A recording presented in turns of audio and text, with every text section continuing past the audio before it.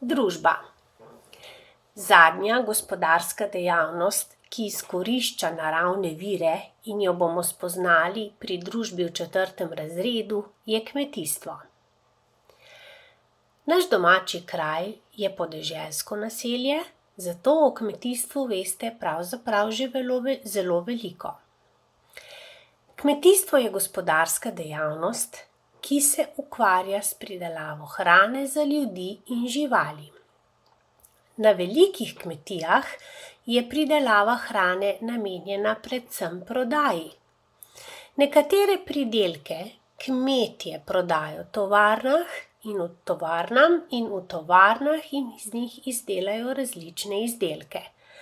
Na primer, kmetje prodajo mleko, v tovarnah pa naredijo jogurte, sir, skuta in ostale mlečne izdelke. Pri obdelavi zemljišč kmetje uporabljajo veliko strojev, umetnih gnojil in zaščitnih sredstev.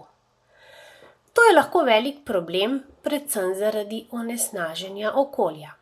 Če se spomnite, smo se o tem velikokrat pogovarjali že pri učnih urah v šoli. Kje se kmetijstvo razvije, je odvisno predvsem od naravnih pojavov. Najbolj pomembni so ugodno podnebje za kmetijstvo, rodovitna prst in pa relief, kjer lahko obdelujejo zemljo.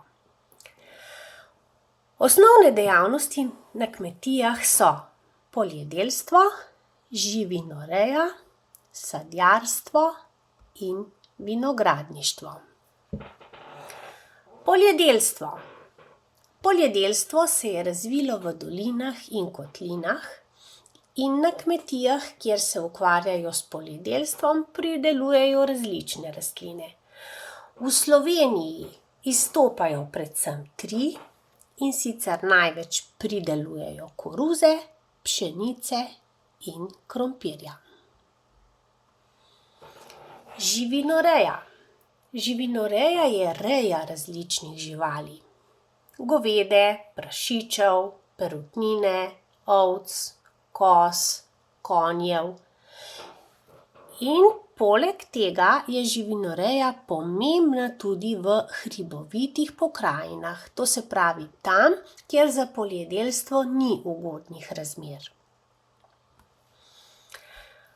Gojenje vinske trte se več ali manj predvsem nahaja v naši državi v vzhodni in zahodni Sloveniji, v našem alpskem svetu, kjer je naša domača pokrajina, zato niso ugodni pogoji. Torej vinogradništvo, gojenje vinske trte in pridelava grozdja. Pridelavo različnega sadja imenujemo sadjarstvo. In spoznali bomo še hmeljarstvo, to pa je pridelava hmelja, ki ga uporabljajo pri izdelavi piva.